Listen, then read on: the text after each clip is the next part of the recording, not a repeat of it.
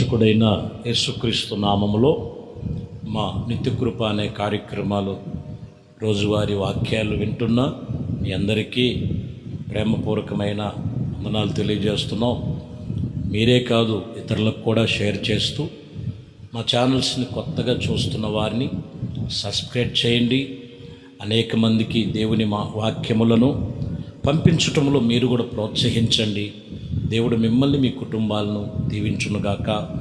వాక్యాన్ని మనం ధ్యానించుకుందాం. పరిశుద్ధ గ్రంథములో నుండి మొదటి దీనవృత్తాంతముల గ్రంథం, రెండో దీనవృత్తాంతముల గ్రంథం చదువుదాం. రెండో దీనవృత్తాంతముల గ్రంథం 20వ అధ్యాయము మొదటి వచనాన్ని చదువుతున్నాం. ఇది అయిన తర్వాత మోయాబీలు, అమోనీయులు, మోయానీయులు కొందరు దండెత్తి యెహోషాపాతు మీదకి వచ్చిరి.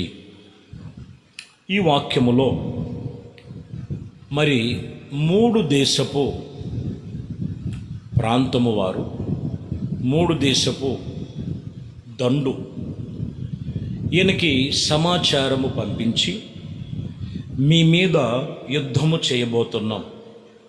సముద్రపు అదరినున్న ఇంకొక దేశం ఉంది, వారు కూడా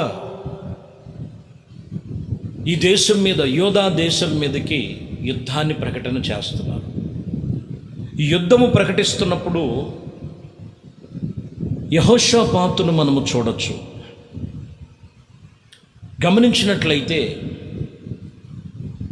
యుద్ధానికి సిద్ధము చేయటానికి మనుషులను, గుర్రములు, రౌతులను అన్నీ కూడా ఏర్పాటు చేయటం కాదు, కానీ ఆయన ఇంతటి పరిస్థితులు వస్తున్నాయి కదా, వీటి విషయంలో యెహోషాపాతుకున్నటువంటి గొప్ప నమ్మకత్వం, విశ్వాసం ఏంటంటే దేవుడైన యెహోవా యందు విచారించాడు.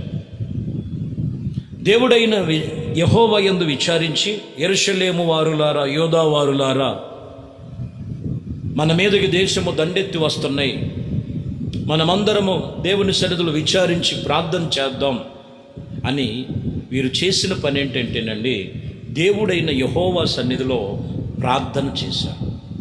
ఎందుకో తెలుసండి, మనము ఓటమి పాలవ్వకూడదు, మనము పరాజయ పాలవ్వకూడదని ఇదిగో వారందరూ, కొద్దిగా వారేమి అనేక మంది కూడా, వారందరూ కూడా దేవుని సన్నిధిలో ఉపవసించి ప్రార్థన చేసినట్లుగా రాయబడింది. ఈ పూట వాక్యములో మీరు గమనించినట్లయితే వీళ్ళు జయము పొందుకొనటానికి, ఓటమి కలగకోకుండా దేవుడు వారిని జయాన్ని కలుగు చేయటానికి మూల కారణము మీరు గమనించాలి. వీరిలో ప్రార్థన అనేది మొదటిగా మనం తెలుసుకోవాలి. 20వ అధ్యాయములో 21వ వచనం చదువుతున్నాం. మరియు అతడు జనులను హెచ్చరిక చేసెను. తర్వాత యెహోవాను స్తుతించుటకు గాయకులను ఏర్పరిచి, వారు పరిశుద్ధ అలంకారమందు ధరించుకొని సైన్యమును ముందర నడుచుటకు యెహోవాకు కృపను బట్టి నిరంతరము, ఆయన కృప నిరంతరము ఉండినని ఆయన స్తుతించుటకు, ఆయన నామమునకు స్తోత్రము చెల్లించుటకు వారిని నియమించను. చూసారా, యుద్ధానికి మనుషులను సిద్ధపరచాలి కదా. ఇక్కడ యెహోషాపాతు మొదటిగా ఏం చేశాడంటే, వాళ్ళందరికీ, జనులందరికీ హెచ్చరిక చేసి ఎవరిని తయారు చేశారంటే, స్తుతించటానికి గాయకులను ఏర్పాటు చేశాడు. మొదటిగా స్తుతించటానికి గాయకులను ఏర్పాటు చేశాడు. రెండోది, పరిశుద్ధ అలంకారమును ధరించుకున్న సైన్యములు వారి ముందు నడవటానికి దేవుని కృప నిరంతరము ఉండనన్నట్లుగా ఆయన స్తుతించుటకు, ఆయన స్తోత్రము చెల్లించటానికి తయారు చేశాడు. ఇలా గెలుపు రహస్యం చూడండి. మొదట ప్రార్థన చేసి విచారించారు, రెండోది గాయకులను ఏర్పాటు చేశాడు, పరిశుద్ధ అలంకారాలు కలిగినటువంటి మనుషులను ఆయన నియమించి ఏర్పాటు చేసినట్లుగా రాయబడింది. ఇలాగున చేసినప్పుడు మీరు గమనించినట్లయితే 20వ అధ్యాయం 24వ వచనంలోకి వచ్చేలకే, యోధావారు అరణ్యమందు కాపర్ల యొక్క దుర్గము దగ్గరికి వచ్చి సైన్యము తట్టు చూడగా వారు శవములై నేలన పడి ఉండిరి, ఒక్కడైనను తప్పించుకోలేదు. చూసారా, ఇక్కడ మీరు గమనించినట్లయితే ప్రియమైన దేవుని బిడ్డలారా, యుద్ధము యోధావారి పక్షముగా, యెహోషాపాతు పక్షముగా దేవుడే యుద్ధము జరిగించాడు. ఓటమి అనేది వీళ్ళలో రానివ్వలేదు. ఓటమి శత్రువుకు వచ్చింది. శత్రువులు ఓటమి పాలైపోయారు. ఆశీర్వాదము దేవుడు ప్రతి విషయములో ఇదిగో నీకు ఒక జయాన్ని, ఓటము రాకోకుండా విజయాన్ని కలుగు చేసే దేవుడు సన్నిధిలో మొదటిగా నీ కుటుంబ జీవితములో, నీ వ్యాపార జీవితములో, నువ్వు చేస్తున్న పనులు, ఉద్యోగ జీవితములో, నువ్వు వెళుతున్న మార్గాలలో ఎక్కడ నీవు ఓటమైపోతున్నావు, ఎక్కడ పరాజయం అయిపోతున్నావు, ఒక్కసారి జ్ఞాపకం చేసుకో ప్రియమైన దేవుని బిడ్డలారా. మొదటిగా చేయవలసింది ఏంటంటే దేవుని యందు విచారించు. ఎందుకు నా కుటుంబం ఇలా ఉంది? ఎందుకు నా వ్యాపారం ఇలా ఉంది? ఎందుకు నా ఉద్యోగం ఇలాగవుతుంది? ఎందుకు నాలో, నా కుటుంబంలో ఎందుకు నాకు ఇలా పొడ చూపుతుందో, ఎందుకు నేను ఓటమి పాలవుతున్నట్లుగా అనిపిస్తుందో దేవుని యందు విచారించు. రెండవదిగా యెహోషాపాతు చేసినటువంటి పని ఏంటంటే ఇదిగో దేవుని సన్నిధిలో వారందరినీ హెచ్చరిక చేసి స్తుతించటానికి గాయకుల్ని ఏర్పాటు చేశాడు. పరిశుద్ధ అలంకారము కలిగినటువంటి మనుషుల్ని అలంకరించుకున్నట్లుగా రాయబడింది. ఈరోజు మనము ఆయన గాన ప్రతిగానములు చేయొచ్చు. మనమే దేవునికి పరిశుద్ధ అలంకారముగా అలంకరించుకోగలిగితే వాక్యం చెప్తున్న మాట, నీ మీద లెగుస్తున్న ప్రతి ఒక్క దానిని అణిచివేయునుగాక. దేవుని మీద వ్యతిరేకంగా, దేవుని పనిలో వ్యతిరేకంగా లెగుస్తున్నవన్నీ అణిచివేయబడునుగాక. విరోధంగా లెగుస్తున్న ప్రతి ఆయుధము ఎక్కడ వర్ధిల్లదు. దేవుడి సన్నిధిలో మనం చేయవలసినటువంటి నియమ నిబంధనలు అవే. కాబట్టి ప్రియమైన దేవుని బిడ్డలారా, ప్రభువునకు మనము లోబడి ప్రభు చెప్పినట్లుగా మనం నడుచుకోవాలి. అదే చెప్తున్న మాట. పరమగీతములో సంగమునకు సూచనగా సొలొమతి, యేసు ప్రభు వారికి సాదృశ్యముగా సొలొమోను కనపడతారు మనకి. 6వ అధ్యాయం 4వ వచనమును చూస్తే, నా సఖి నీవు తర్షీషు పట్టణం వలె సుందరము వలె, తూరు పట్టణం వలె సుందరము వలె దానవు, యెరూషలేమంత సౌందర్యవంతురాలవో. అందుకనే వాక్యం చెప్తున్న మాటలో, ఇదిగో నీవు అంతటి సుందరము కలిగిన దాని, సైన్యము వలె, టెక్కెములెత్తిన సైన్యము వలె భయము పుట్టించిన దానవు. టెక్కెములెత్తినటువంటి సైన్యము వలె ఇదిగో నువ్వు భయము పుట్టించిన దానవు. సంఘం అదండి. టెక్కెములు పుట్టించినటువంటి సైన్యము వలె ఇదిగో దేవుని వాక్యం చెప్తున్నమాట. అంత సొగసైనది, సౌందర్యవంతమైనటువంటిది దేవుని సన్నిధి, దేవుని సంఘమైన వాళ్ళని జ్ఞాపకం చేసుకోవాలి. టెక్కెములు పుట్టించేటువంటి ఇదిగో సైన్యము, భయము పుట్టించేటువంటిదిగా సంఘాన్ని దేవుడు ఆయన స్థాపించి ఉన్నారు. ఏ విషయములో బలహీనత చెందొద్దు. 6వ అధ్యాయం 10వ వచనంలో కూడా అంటాడు, సంధ్యారాగమును చూపట్టుచు చంద్రబింబమంత అందము గలదై సూర్యుని అంతటిలో స్వచ్ఛమైనటువంటి ఇదిగో ప్రతి విషయములో దేవుడు ఆయన వర్ణిస్తున్నాడు. ఆయన సంఘాన్ని వర్ణిస్తున్నాడు. కలుషిత, పూహిత, సమభీకరమైనటువంటి రూపి కలిగినటువంటి ఈమె ఎవరో అని వర్ణిస్తూ,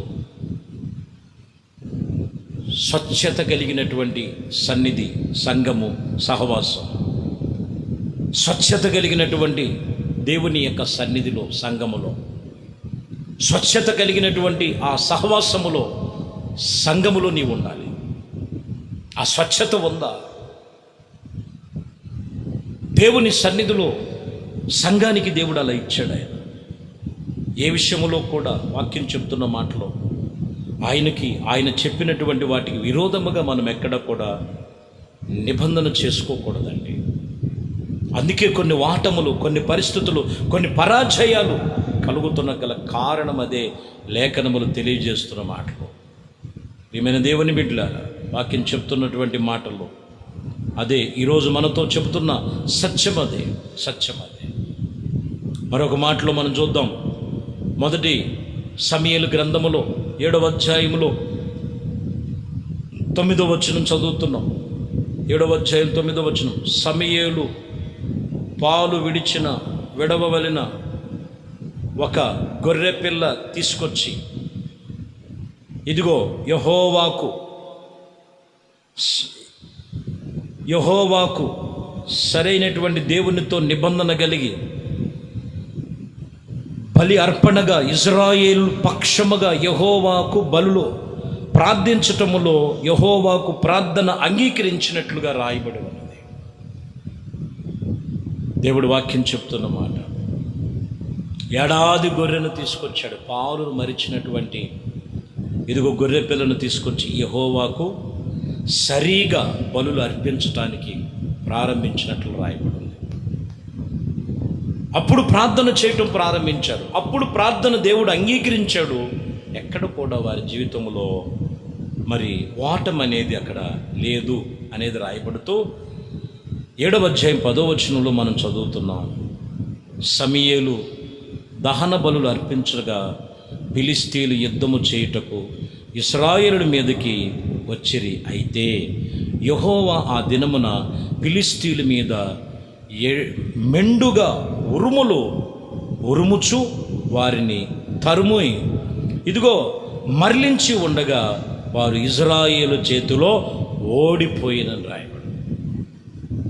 శత్రువు ఓడిపోవటానికి గల కారణం మొదటికి ఏం చేశారండి వీళ్ళు మనం చూస్తే దహన బలులు ప్రభుకి అర్పణలుగా అర్పించారు, ప్రార్థన చేశారు. ఇదిగో వారి మీదకి లెగుస్తున్నటువంటి వాటినన్నిటినీ ప్రభువే వారిని హతము చేసి వారిని వెళ్ళగొట్టినట్లుగా రాయబడి ఉన్నది. ప్రియమైన దేవుని బిడ్డలారా, ప్రతి వాని జీవితంలో నిజముగా నీలో జయము కలిగి ఉండాలి, ఓటము కలగకుండా ఉండటానికి మూల కారణం ఏంటంటే దేవుని యందు ప్రార్థన చేయి, దేవునికి నిన్ను నీవు అర్పించుకో. ఒకసారి ఆలోచన చేసి ప్రభుతో నేను ఎలా ఉన్నాను, ఎలా నడుచుకోవాలో తీర్మానం చేస్తే నీ పక్షముగా ఆయన అద్భుతమైన ఆశ్చర్యమైన కార్యాలు నీ జీవితంలో ప్రభు చేస్తారు. ఎక్కడ ఓటమి పాలవు. ఎందుకంటే 2వ దీనవృత్తాంతముల గ్రంథములో 14వ అధ్యాయం 11వ వచనంలో ఆస తన దేవుడైన యెహోవాకు మొరపెట్టి యెహోవా ఇదిగో విస్తారమైన సైన్యము చేతిలో నుండి ఓడిపోకుండా బలము లేని వారికి సహాయము చేయుటకు నీ కనుల ఎవరు లేరని నీకన్నా ఎవరు లేరని మా దేహము యెహోవాకు మాకు సహాయము చేయువాడని వేడుకొనుచు ఉండగా నీ నామమును బట్టి ఈ సైన్యమును ఇదిగో ఎదిరించుటకు బయలుదేరి ఉన్నాము. యెహోవా నీవే మా దేవుడవు, నరమాత్రులు ఏ పాటి వారని జయములు ఇవ్వలేరని అని ప్రార్థన చేశాను. నరమాత్రులు ఏ పాటి వారు అని ప్రార్థన చేశాను. నీవే మాకు సహాయము చేయవాడు, నీవే మా పక్షముగా యుద్ధము చేయవాడని మొరపెట్టెను.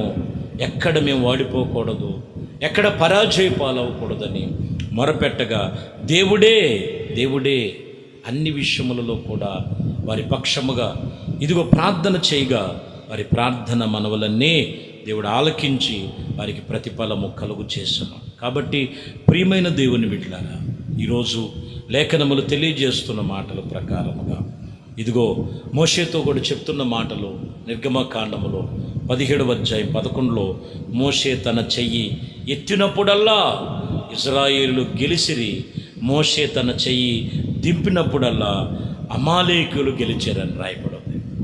ఈరోజు నీ జీవితంలో ఎక్కడ చెయ్యి దించొద్దు.